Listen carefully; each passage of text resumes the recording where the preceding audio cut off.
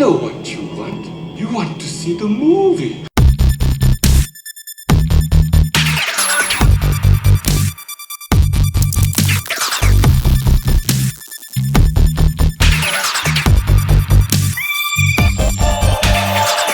Have you seen Hereditary yet? No, I want to. You should. Is it out of theaters? With the reception it's getting, I don't think it's going to be out of theaters anytime soon. It's so good. I really want to see it. I've heard nothing but good things about it. I've heard nothing but good things from you about that Gotham show, and I'm a little concerned that you actually think it's a good show. It took a little while to get its footing. Don't. I'm serious. No, it's not. I mean, I'm not sitting here saying it's fucking Twin Peaks, but it's enjoyable enough. Is it, though? I think so. The only thing I liked about season 1 that I thought should have been kind of this overall story arc is them hunting that couple that goes around in the RV with the kids. Yeah. That would have been fucking sick. Yeah. With, who was it? That was Lily Taylor and fucking Brett from Pulp Fiction. Oh, yeah, it was. Yeah. And that would have been cool. That would have been a cool story arc. Well, it was weird because they were working for the doll maker, and they talked about the doll maker all through season 1, and he showed up at the end for like an episode, and then I haven't heard a damn thing about him since. Like, they built him up like he was going to be a big character, and then nothing. So he wasn't introduced like, oh, that's John Dahlman. He likes playing with those dolls. His last name is Dahlmacher. So, yeah. It's a little on the nose. That show is just full of on the nose. Hey, Enigma, quit it with them riddles, huh? Yeah. And in the first episode, they do a scene just like that. I'm like, But I'm like partway through season 3 now, and it's fun. Like, it's good enough. Hey, Harvey, quit flipping that coin. You know, Harvey, you really can't make all your big life decisions with the flip of a coin. Well, but, there are a lot... Wait, say that again. Oh, shit. I cannot wait for that part in Bohemian Rhapsody where someone says, well, that Freddie Mercury's a real killer queen, huh? Wait a minute, what'd you say? Say that again. What were you saying about Gotham? No, that it's a shit show from start to finish? No, that's not what I was saying. I'm just saying there are a lot of shows that take a little while to get their footing. I think every show should have at least a season or two to figure out what it is. There are a lot of shows that are like that. Sure, but my big thing with Gotham is who gives a shit about this? Who cares? Batman's presence created all these other people. That is my only legitimate complaint with the show. That they were kind of like, oh, look at me. I'm this little twig-sized piglet with the worst haircut I've ever seen. He's actually really good on that. No, man. He is. Boo. The only thing I liked about that season I saw was Jada Pinkett Smith as Fish Mooney. She was good. And I will give it credit for that. Yeah. Credit for that. Even though Donald Logue as Bullock is basically just gnawing scenery. Yeah. And it could have been better. If you can... I don't know. I like shit where they gnaw scenery. Like, I dig that. Little baby Batman. Who fucking cares? I actually think that kid does a really good job, too. Do not care. I do. That kid does a pretty convincing Bruce Wayne. Yeah, he does. He legitimately does, as far as becoming Bruce Wayne, yeah. All right, well, I guess we'll can the Batman talk. Welcome back to the Real Obscure Podcast, everyone. I'm Anthony Trevino. I'm Nick the Rock Johnson. Jesus, stop saying I'm not allowed to do it anymore? I'm Brandon, and I'm your talking pie. It's now a thing. He stole it from me. He stole my nickname. No, hey, you're the Donald Logue enthusiast. Never forget that. I'm the robot driving instructor, son. You can be. I'm the Donald Logue enthusiast. Anthony, you can be whatever you want, just not a talking pie. I'm the OG talking pie, so I don't know where I like that we've developed a way to piss him off in the intro every episode. God! Oh, all right. Well, today we're talking about 1989's Redneck Zombies, and I'm real excited about it, you guys. Yeah. Yeehaw! Oh, boy. So, Redneck Zombies was made in 1989, and the movie... Good start. Hold on. Real quick. I almost think that we should we at least talk about Trauma a little bit? Just to set the stage, since it is a Trauma movie. It's a Trauma-produced film, and we're all big Trauma fans here, I think. I think the Trauma is one of those things that has such a special place in our childhood, the three of us. Yeah. Like, I put in Cannibal the Musical the other day, and I watched it, and that dun-dun-dun, dun-dun, when that, it's like...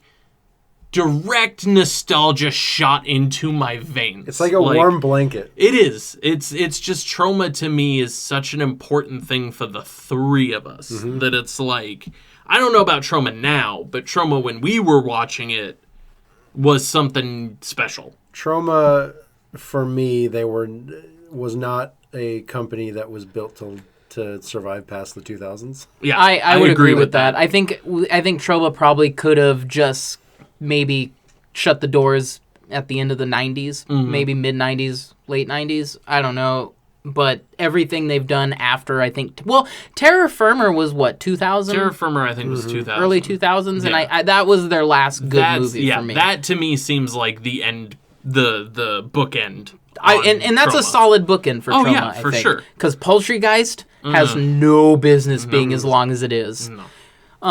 But Trauma, for me, really opened the doors to crazy cinema. Yeah. I That know, was the first time the Trauma presented that to us. The first time we saw bizarro cult classic films was Trauma. The first time I saw Blood-Sucking Freaks was when I bought Killer Condom, shit like that. Future episode. Yeah. Oh, yeah, for sure. What else? We could do a whole podcast on Trauma movies. Oh, yeah, for sure.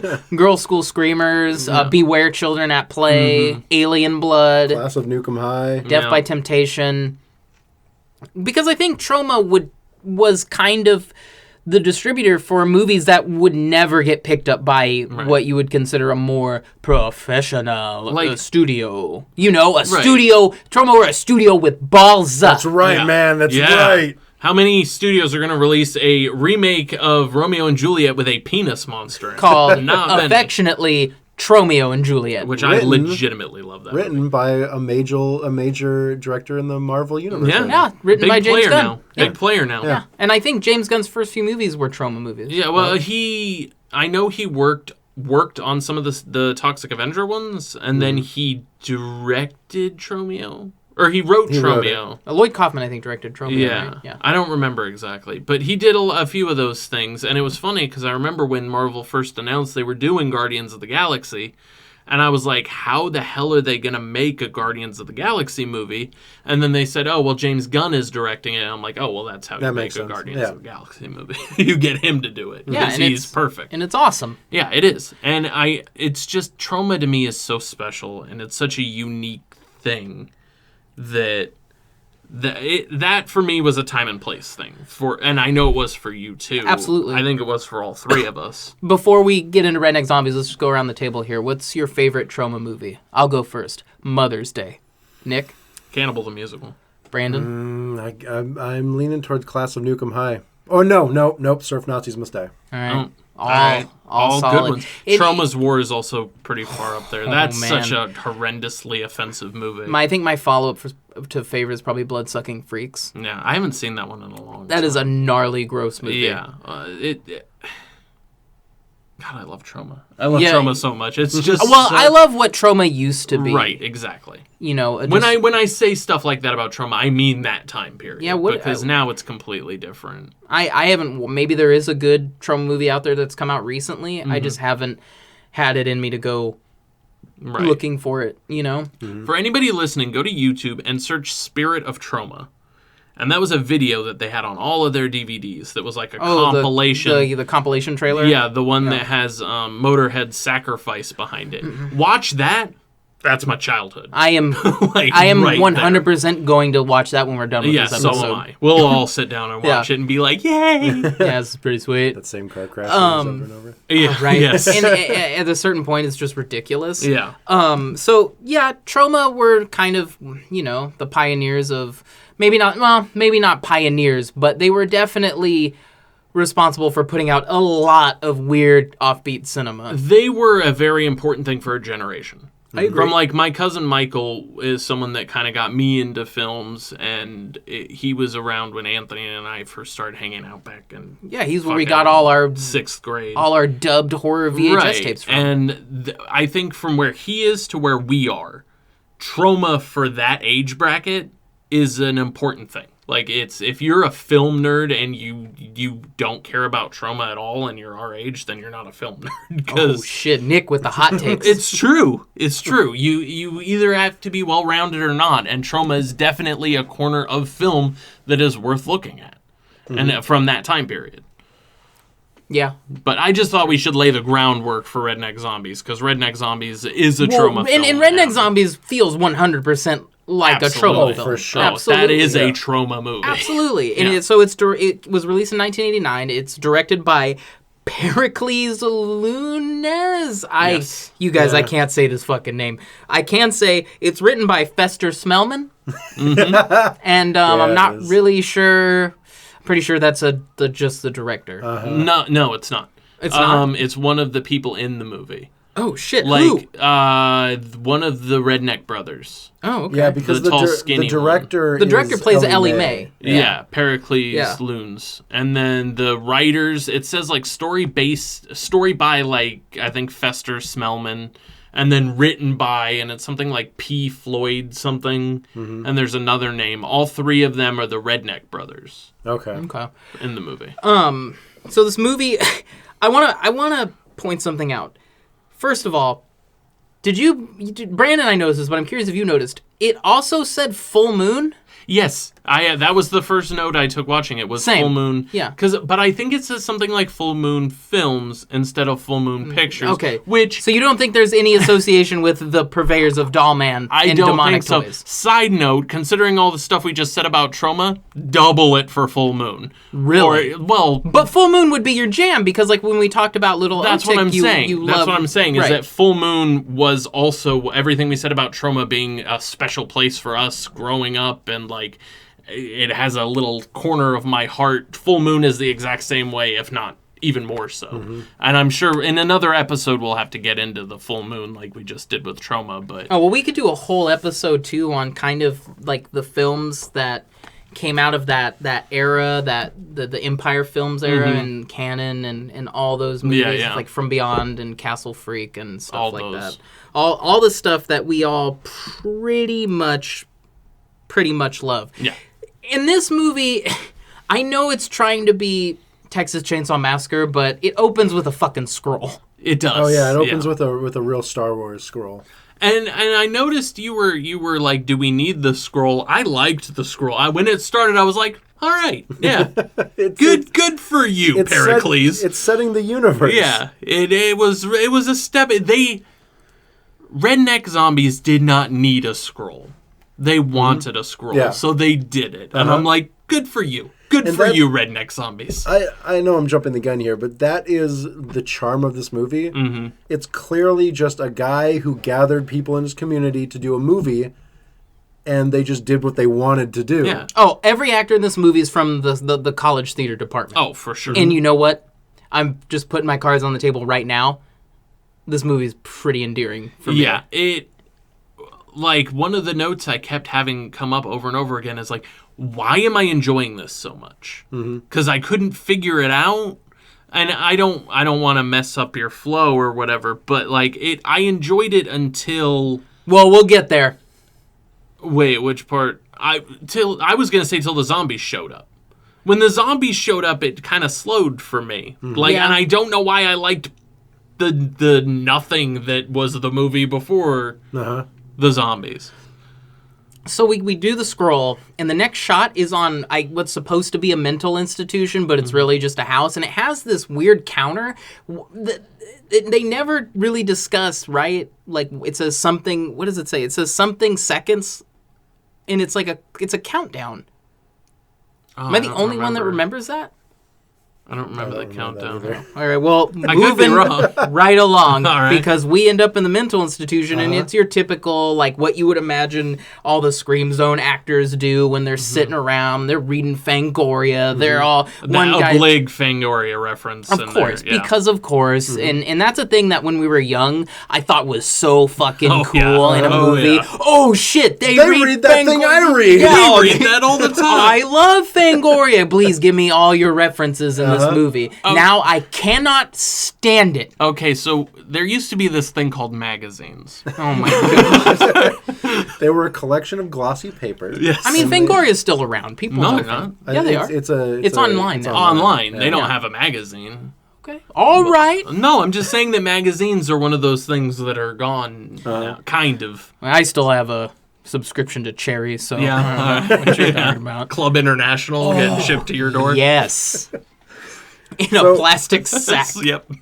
What I noticed about this mental institution is that these doctors look like, first of all, his doctor should have been Dr. 1989 because he looks like he was 1989 embodied. Yes. Oh, yeah. But they also all look like people that would be on Cops. Okay. Yeah. Like they had these like curly blonde mullets and they had, it seems like they have a collection of like cut off jean shorts. And then they did the thing, the doctors are talking, they give a little bit of exposition. They're like, all right, let's go play golf. And one of them goes, let's go to your club because mine doesn't allow Jews. Oh, yeah, that's For right. some reason, I legitimately laughed at that line. Like, there are some jokes in this movie that are genuinely funny. Like, I don't know why I was laughing so much at this Yeah, movie. I laughed so much too, especially when we get later to the first like fat redneck you see. Yeah. That man is so endearing. yeah. Even I wanna when hug him. even when he's doing the dumbest lines, I'm just kind of like, This guy. This Yeah. guy's funny. Yeah. This movie has the broadest humor of any movie I've ever seen. But it works for some reason. It's endearing. It's Yeah. really endearing. Yeah. Like the fat guy falls over and he stands up with his eyes crossed with a piece of wood in his mouth. Yeah. And that would sound obnoxious, but for some reason it just works Yeah. with this movie when it has no business working Right. in any way. And so we're going through the mental institution. We find who will later find out to be the sole survivor of the zombie attack. And she's just in a straitjacket because I guess she's crazy now. Whatever. No. And then. But the next, how did she get there, Anthony? man? That's the journey. I know, but did we really need this weird opening? No movie No. ever really needs This these movie could have opened with my favorite character, the army guy driving the Yeah. truck with the Yeah. coolest fucking dog Oh, on the that planet. dog is straight hip. with rock and roll dog. Yeah. Yeah, with rock and roll dog, Yeah. sunglasses, a little bandana. That dog is my my hero. Yep. So wait, the dog is your favorite character or the soldier guy's your favorite character? Oh shit! I know who my favorite character is. I have a lot. Yeah, we all know it's Ellie Mae. No, actually, probably the realistic answer, is Ellie Mae. And But I have so my- in a movie called Redneck Zombies, I found myself going, I like that character, Yeah. especially a character who we'll get to later, who is just the creepiest character in That's this the movie. character I and was talking he about. Rules. Yes, he Yeah. is great. Yeah. But we'll get to that. And so we move from the mental asylum to where again, Brandon? Because there's a gap in my notes. I think we go to. It goes straight to him driving with the dog, right? Yeah, I Yeah. think it goes Yeah. right to him driving with the dog in Georgia. I think. And they're tooling around, and he's just talking, and you think he's talking to probably somebody sitting in the passenger seat. Cut to dog in sunglasses. And the bandana. audience goes crazy. And- Loses their shit. Rock- Live dog. action Poochie. Yes. Yep. Yeah. Yep. Yeah. If Poochie was a real dog, that was that fucking dog. Poochie is a character that used to be on the show that was funny in the past called The Simpsons, No, which is now. it was funny at a point. Thanks Yeah. for that Wikipedia footnote.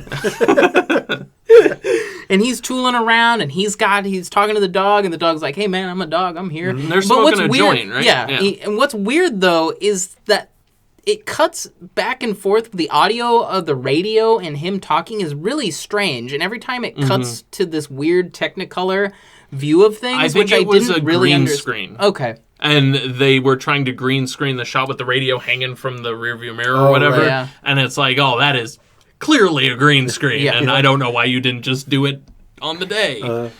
So they're driving, and he takes a turn too hard, if I'm remembering this correctly, and the barrel rolls off the truck. But what is the barrel full of?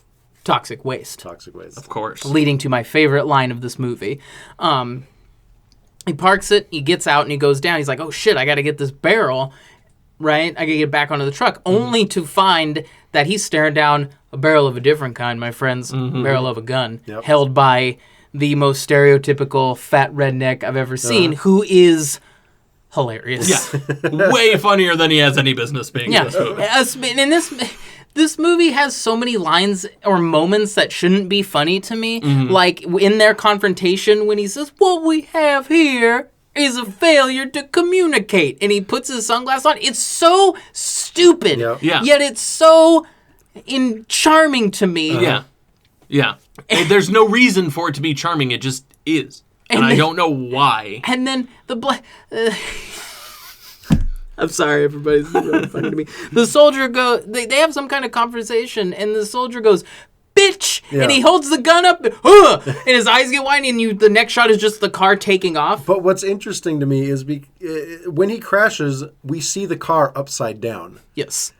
So first of all, is that dog dead? Nah.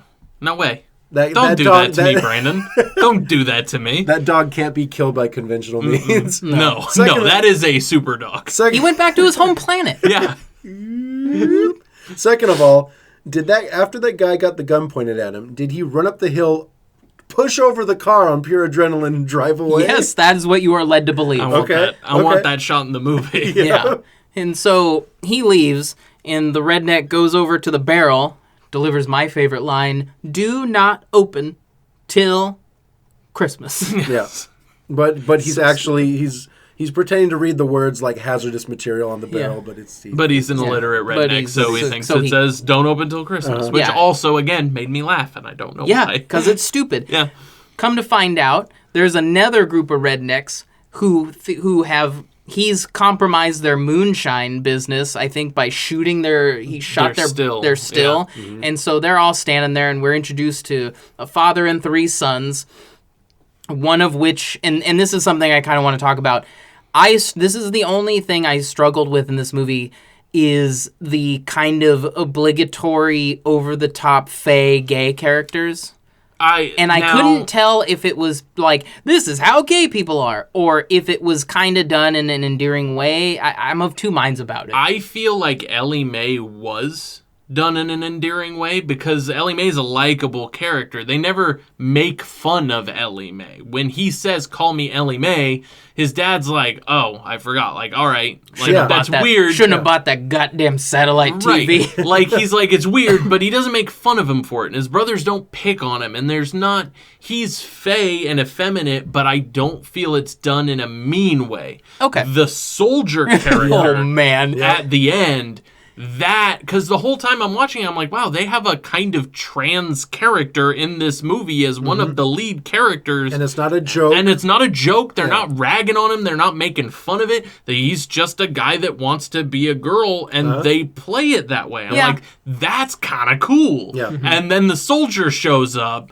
and I'm like, wow, you just lost every bit of good intentions you had. I mean, he's like floating around, shooting glitter everywhere. Yeah, he is very insultingly stereotypically gay. Like, he was offensive. Yeah. Ellie Mae, I didn't find offensive. I thought that was a cool character that they had this fey, effeminate trans character as one of their main characters, if not the main character. Brandon said that's the director.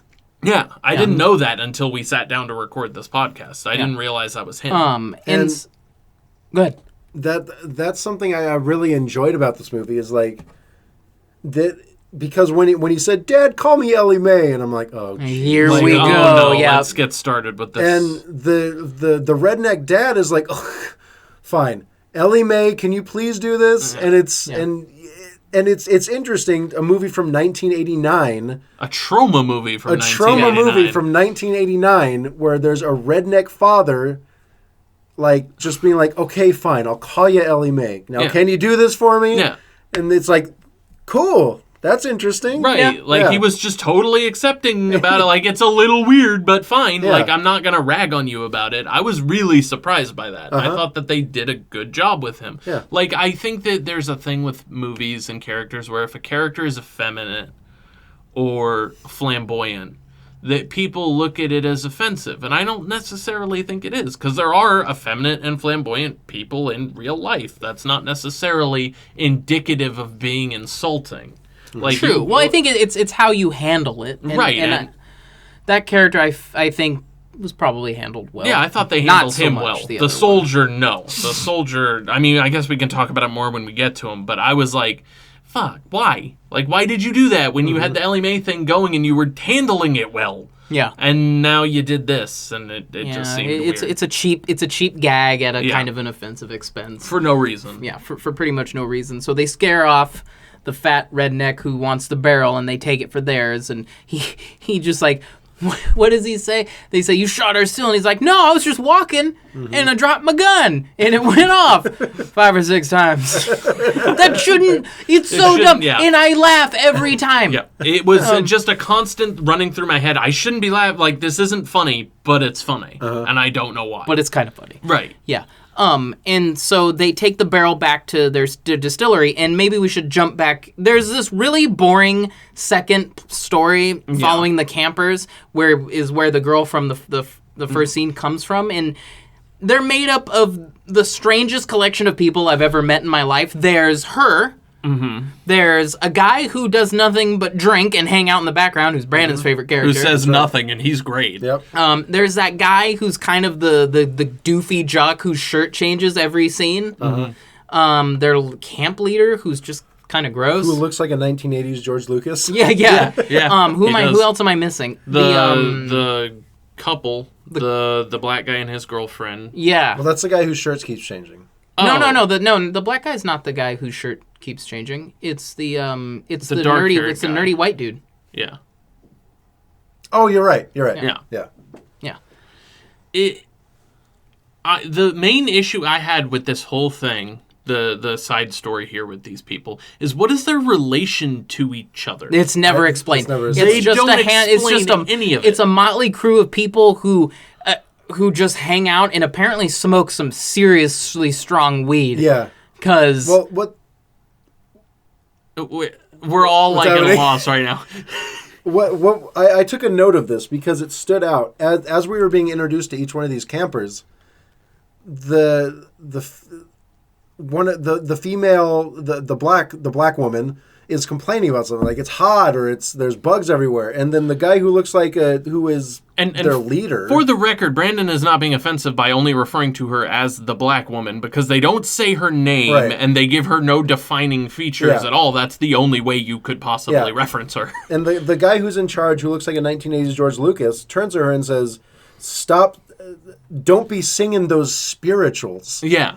And it's like, I remember that. That's weird. Like, why did you do that? And then she seemed fine with it. And I'm like, I don't think she'd be fine with that. I didn't know what their relation was to each other, because at one point it seems like the two black campers are dating each other.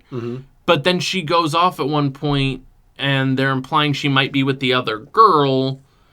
And it seems like they're not dating, and then I think the script probably had 2 lines: group of shitty campers, everyone gets killed. Yeah, because there's not a whole lot. I would have almost preferred to not have any of these characters and just focus on the rednecks and the military.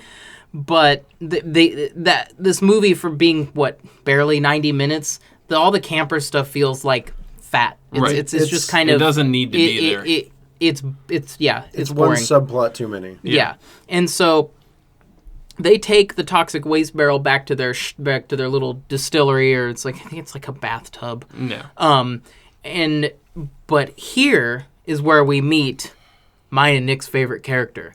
They run off and leave their dad. They run off to go buy some dip from the craziest character I've seen in a movie in a long time. Tobacco Man! Oh, Tobacco Man is awesome. I love Tobacco Man. So Tobacco Man is this character who I guess just drives around in his truck and like selling... an ice cream man. Yeah, an ice cream man, but for dip. Yeah. And he sells it, but the thing about him is that he wears this sack on his face. It's an Elephant Man hood. Yeah, he looks like Jason from Friday the 13th Part 2 when he comes through the wall, like the window, but with one eye hole cut out and a cowboy hat on, and all you see is this like decomposing skin around the eye that is showing, and he is just the creepiest son of a bitch. Want a Tobacco Man movie so fucking my bad. God. Well, this as soon as he showed up, I'm like, I want a spin-off with him. I want him to get an HBO show. I want as much Tobacco Man as I can. Well, this is the first and 2 times in this movie where I feel like we sort of walked onto the set of a different movie. I know the other scene too. And we'll get there. Yeah. But it makes the movie so strange in this way that I love. Like it's accidental. It's good accidental world building. Yeah. Yes. It adds, it adds a real weird tone to it. Yeah. And he's selling them dip, and he's talking to him, and they're friendly, and then he takes a turn, and he starts talking about how later in life it's gonna make them. This is going to make your jaw rot off. And then the all doctors your teeth are going to fall out.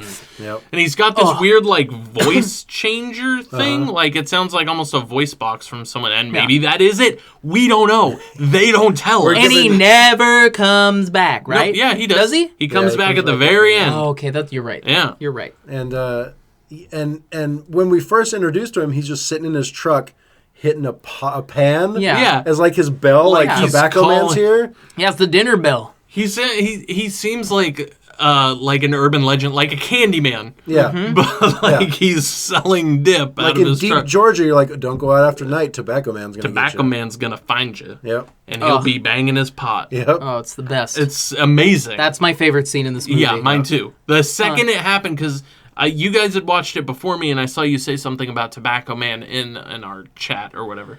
And then they said Tobacco Man in the movie, and I'm like, oh, what's this? And then they come upon him, and the scene happens. I'm like, this is fucking amazing. Yeah, it's really cool. It's one of the greatest things I've seen in a movie in a while. Somebody out there, guys, if this podcast ever goes anywhere and we can make shirts, we're making a Tobacco Man shirt. Yes. I want a Tobacco Man shirt super bad. With the whole monologue on the back of the shirt. Oh yeah, like like this black metal shirt I have on. Yeah, pretty much. Oh, it's so good. And so, somebody correct me if I'm wrong, because it's been 2 weeks since we've watched this movie. We cut back to the campers right at the same, and we kind of go back and forth between the campers and them making the moonshine. In the weirdest scene ever, he's like, "Oh, get that barrel," and he picks it up, and then he trips. The biggest son picks up the barrel, he stumbles back, and the barrel leaks into the moonshine. And no one notices. Well, no, it leaks and it splashes out. It goes into their food also. But it didn't go into the moonshine because they make the moonshine in the radioactive barrel. Okay. Later on. So it's like they just distill the radioactive material. Like they made the moonshine out of fucking Slimer goo for no reason. And it starts coming out green, and they're like, hey, cool, it's green. Yeah. It looks like Ecto Cooler. I guess that's what we're drinking now. And it's cut back and forth between them drinking it and then getting sick and kind of melting while the campers are smoking their acid weed, apparently. That scene was way too fucking long. That's one thing I made notes on. Like, I think this movie doesn't understand how drugs work. Yeah, right. No, they definitely don't. But first, it's important to note that they send Ellie Mae out to deliver moonshine. Right. Yeah. So he's not there as they're drinking. And he's not drinking it, and he's not transforming. Right. The rest of the family drinks it, and there's the longest zombie transformation scene ever. And Brandon and I took note. It takes 30 minutes into this movie before any zombies show up. My first note about that is 20 minutes, no zombies. Well, and the thing about it is, I was really enjoying it before the zombies. To me, when the zombies show up, it almost slowed shit down. It does. And it shouldn't have. It should have been the opposite. But I was just so enamored with this group of hillbillies and their Tobacco Man and their schmaltzy, goofy comedy. And then the zombies show up, and I'm like, I kind of don't want those. I kind of wanted to go back to the dog with the sunglasses. Yeah, like, he doesn't show up again, and he should have. And this is kind of where the movie, like Nick said, the movie does kind of slow down, because what really happens after this? It's kind of a series of your typical, oh shit, it's a zombie. But And it's a lot of Ellie Mae delivering more moonshine to random people. Exactly. And a lot of them are just him going up and going, here's your moonshine, and them going, thanks, Ellie Mae, and then that's it. Except when he shows up at one house and walks in to sell moonshine to a woman sitting in the middle of a living room being forced to watch these videos of chicken farms and chickens being killed, and the guy comes out like, oh, hey, yeah, thanks for that. It's oh, hey, other movie. Yeah, he walks into another movie. Yeah, and I wrote a note saying I don't care for this. Like, it made me very uncomfortable. Like, it was out of nowhere. I was kind of enjoying this movie. You know, slow down a little when they start drinking the moonshine. What the fuck is this? Yeah, my note I just walked into a darker version of Deliverance. Yeah, like, this is not good. I think my note was, hey, what's this other movie about? Yeah. It's a totally different, the tonal shift is all over the place. You went from kind of a goofy zombie comedy, and then they walk into this room, and this woman is tied to this chair, and makeup streaming down her face, and this guy sitting next to her with a fucking knife to her throat, and he's grinning like a maniac, and I'm like... And they're making her watch these weird videos. Yeah, the weird chicken videos, and I'm like, what is happening? And then Ellie Mae drops the moonshine off, he leaves, and we never speak of it again. Nope. A better movie would cut all of the shit out of the, all the camper stuff. All the camper stuff out, replace it with the military, the rednecks, the moonshine, and Ellie Mae delivering it throughout town, turn it into like a pseudo running scared. Mm-hmm. Okay, yeah, you know what I mean? Little vignettes. Yeah, that little would've been vignettes, way better. right? That would be cool. Right. With the ever nice name threat. drop too. That's a good movie. I like Side that movie. Note. Yeah, I think really that's the like that only movie. Paul Walker movie I actually enjoy. And eventually, Ellie Mae drinks the moonshine too. Yeah. But we also skipped over that Texas Chainsaw Massacre scene. Oh yeah, we were getting there. That's okay. But no, Brandon, take us there. We cut. It's Ellie Mae driving, right? Oh yeah. Yeah, it's Ellie Mae driving. He's driving to a delivery and picks up a hitchhiker, and it's almost word for word the beginning of Texas Chainsaw Massacre. It's like verbatim. Yeah, it's just replace the slaughterhouse with shaving. Yeah, because this whole thing is because he shaving. works for a barber. Yeah, and then Ellie Mae's the Franklin. Yeah. And he starts taking pictures of him and showing him the picture is really funny he takes because it's like a mid-sneeze picture where he's like flinching like no. Yeah. And then that just kind of drops off. He kicks him out. He cuts him like in Texas Chainsaw. He kicks him out, and then you see the hitchhiker as a zombie later, but I truly don't understand the purpose of that scene other than they were like, hey, we need to have one more scene of Ellie Mae driving around, and what would be weird? Oh, I watched Texas Chainsaw last night. Let's have a hitchhiker homage. Well, it's sort of like you were saying with the running scared thing of it seems like they were trying to do vignettes, but just didn't. Like, it was like they wanted to do the vignette thing, but they treated them more as filler instead of the story. Mm-hmm. When if they had filled out those vignettes, if they had done more with the house, with the other movie, or the Tobacco Man, or the Texas Chainsaw guy, like, that could have been the whole movie. It's just these weird vignettes of him delivering moonshine. If they could have found a way to maybe loosely tie all those together, and again, jettison the stupid camper story, I think that would have been better. I agree completely. The camper stuff to me weighed the whole thing down. It's so boring because a lot of it is them running around, getting picked off by zombies. I'll give it to the effects people though, who actually think the director is a visual effects artist who went on to do all the effects for the other Trauma movies. Yeah, I saw that.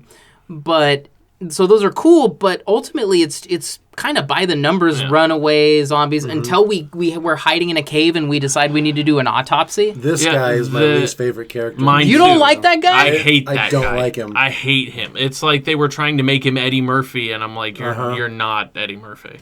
The whole thing. I have multiple notes saying great gore effects because they were fucking great. And then the zombie attack happens, and they go to that cave, and they have the zombie body with them, and they're like, okay, do an autopsy. And I think I wrote in big capital letters, why the fuck are you doing an autopsy? Yeah. On a zombie? It's a person. You know you know what you're going to find inside. Why are you doing this? Yeah, like, that scene makes no any sense. It's and it goes so long. It's so long. I think that scene is just so they can make the jokes of him holding body parts, but thinking they're like, oh, it's a show. Yeah. You know? Actually did that voice really well.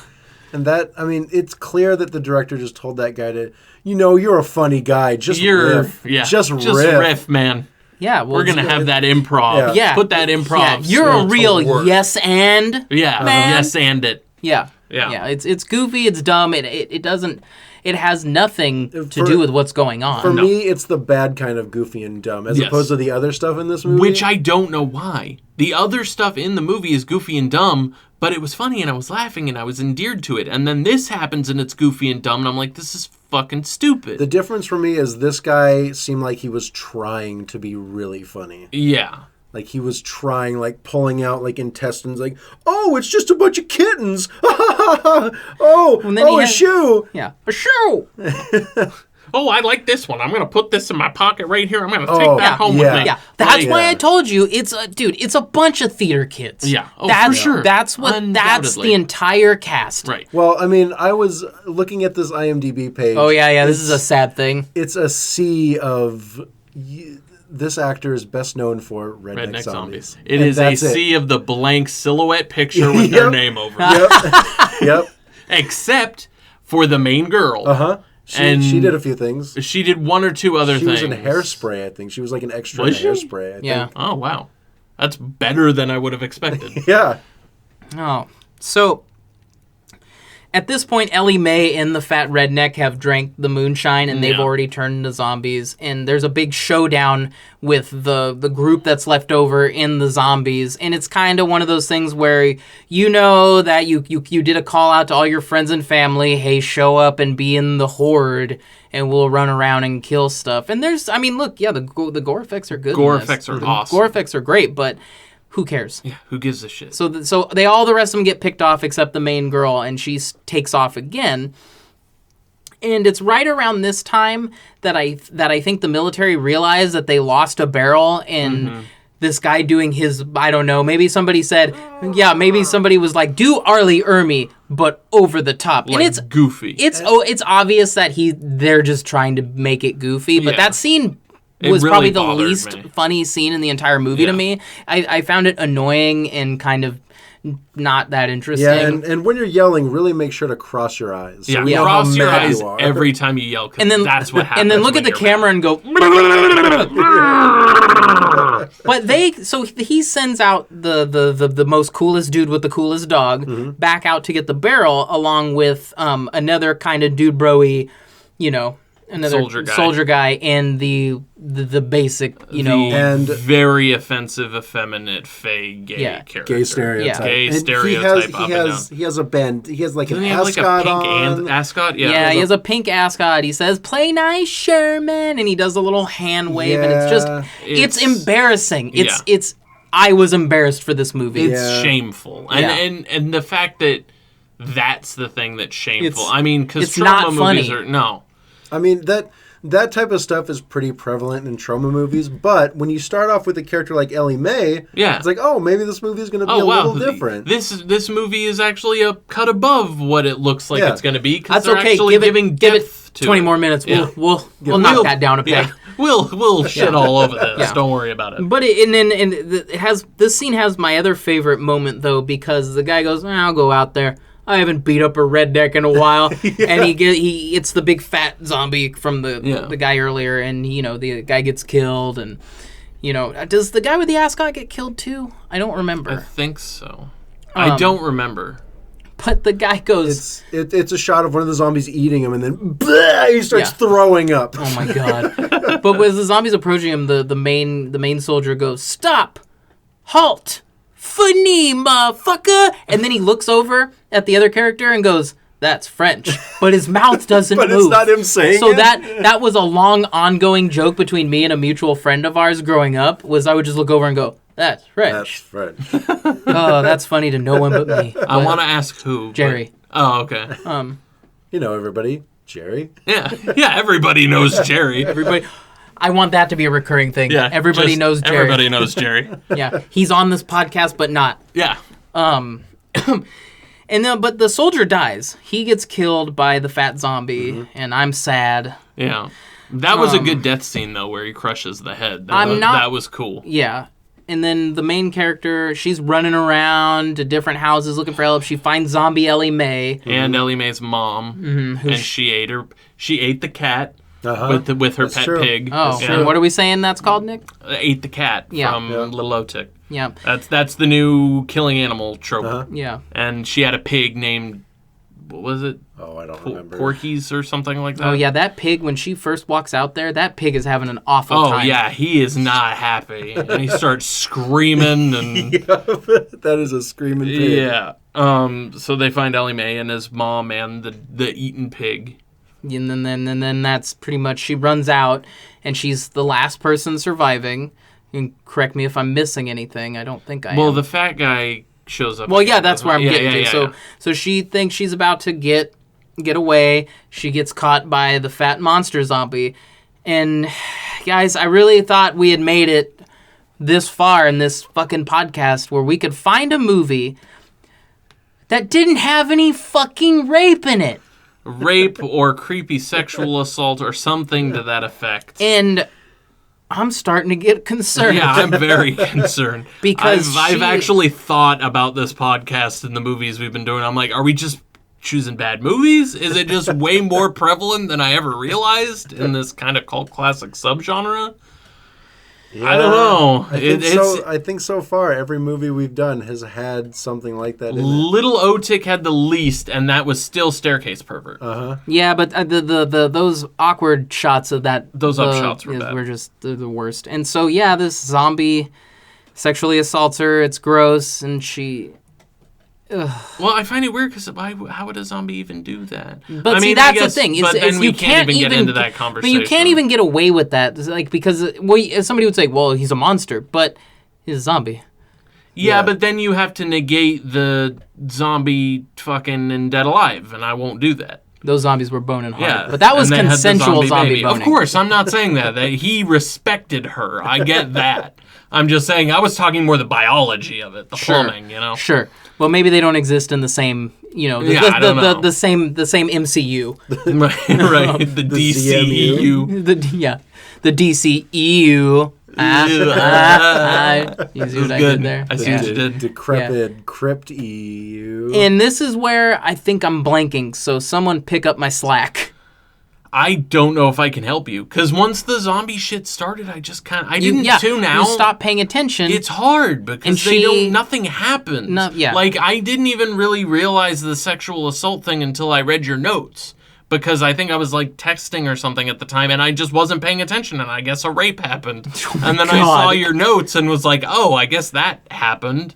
Yeah. Because it loses its steam real fast. Yeah. And it's hard to care. And at an hour and a half, it feels longer. You really feel that length. You feel that length. Considering, that scene happens and then it just cuts to her in the mental asylum, right? Well, Tobacco Man comes back. Oh, yeah, Tobacco Man comes back and saves her, quote unquote. Waxes poetic about something. And then we're in the mental institution. And then he takes her to town off screen, and I guess she gets committed. So Brandon kind of covered the only production trivia that I kind of thought, which is the fact that almost every actor in this movie is known for this movie. The only other interesting thing I found was a little note on the wiki for it, in that it's actually one of the first movies shot entirely on videotape, I guess. Mm-hmm. I was going to ask you guys, because the version I watched had an introduction from Lloyd Kaufman. Mm-hmm. Did you see that? No. Because he says repeatedly, it is the first movie ever shot on video and released on video. Huh. And he said that like 5 times because, of course, Lloyd Kaufman's going to milk the shit out of that if he can. He's like, we haven't been able to have anybody like hardcore confirm it, but also nobody's argued with us. So this is the first movie ever shot on video to be released on video also. Yeah. That is the trauma mindset. Yes, it is. That's Lloyd Kaufman up and down. And I mean, we've talked about this before since we did Necromantic. I don't think Redneck Zombies is too obscure. I think if you're into trauma, you know about it. Yeah. But yeah, there's not a whole lot of trivia about it. I think the director, who also played Ellie Mae, went on to continue doing special effects for Trauma. He did a movie. Okay. Like a full-length movie. Like, I think 10 years ago or something like that. I don't remember what it was called, but it was on his IMDb, and I saw it. I'm like, oh, he directed it and did the effects and shit, but it's a no-name movie. I don't know what it is. There's not a whole lot of trivia. Yeah. So let's just go around the table. Nick? I mean, I don't know. I'm a little split with this one, because, like, before the zombies, I loved it. Like, I was having fun. I was really endeared. I was getting into it. And Tobacco Man, I cannot overstate enough how much I love Tobacco Man. But it just didn't... Once the zombies started, it became so paint by the numbers that I just could not force myself to give a shit. But I also feel that might be a thing with me personally, and I don't know if we want to go off on a tangent, but the fucking zombie movies lately, just, I can't with them. Yeah, we're so oversaturated with zombie movies, and they used to be my favorite subgenre. We watched the Day of the Dead remake, and it's a pile of shit. Yeah, it's pretty bad. I don't know. Zombies used to be my jam. I mean, back in middle school, I can't even count how many zombie movies we watched. And now there are so many, and it's like, I don't care anymore. Yeah. And so this one was endearing, and then the zombies showed up, and I'm like, oh yeah, I don't give a shit about zombies anymore, so... So, lukewarm recommendation by Nick. I would say lukewarm recommendation. I mean, if you know what you're getting into, if you like trauma and if you're picking up Redneck Zombies, you probably know what the fuck Redneck Zombies is. So if you're even listening to this, watch it. Brandon?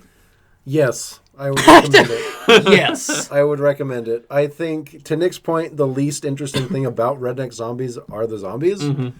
But... It just has that feel of a guy who wanted to make a movie. He got his finances. He used the tools he had available to him to his advantage, and he just did it. And it really feels, it's super low budget, but it's endearing and it's a lot of fun. So I would recommend it. For what it is, it's impressive. I mean, if it's just one guy and he was like, I'm going to make this movie. I mean, there's a lot of production quality on there. There's the gore effects are knockout. Mm-hmm. Like, for just a guy going, I'm making a movie, it is impressive. Yeah. I'm on board with Brandon with this one, too. I think that I wish we could get through a movie that didn't have a goddamn rape scene in it for once, or some kind of weird sexual assault. But I think that scene aside, and I think we all agree that the zombies are the most boring part of this movie. Tobacco Man... The soldier with the dog, the fat redneck, Ellie Mae. There's just so many things about this movie that I found myself enjoying and finding kind of charming in a weird way that I would totally recommend it if trauma movies are your jam and you're looking for a little sleazy slice of cinema. You know? So yeah, I think that's a 2.5 out of 3 from us. Yeah. I think so, yeah. Yeah, so Redneck Zombies, go check it out. But and that'll do it for this episode. But what are we watching next time, you guys? Next time, it's going to be a little bit of a director spotlight. We're looking at a little smattering of what the director Creeperson has to offer. Oh, no. Oh, my God. I'm not familiar with him, but from Anthony's reaction, I'm excited. It's going to be interesting. It'll be a thing. Strap in, baby. How much rape/sexual assault are we Oh, man. No, oh, man, I just realized something. Is it? Oh, man. Oh, I don't know about that. Jesus God damn Christ. it. Well, join us next time when I've killed myself and I Nick's will... in a mental institution and Brandon's sitting on the couch eating popcorn watching another Creeperson jam. So for this episode, I've been Anthony Trevino. Keep it sleazy, everybody. Are we all doing outros? Oh my God! I'm sorry. I got caught up with the Creeperson and what I'm afraid is going to happen. I'm Nick Rock. Later. I'm Brandon Freese, and I'm your talking pie. Goodbye!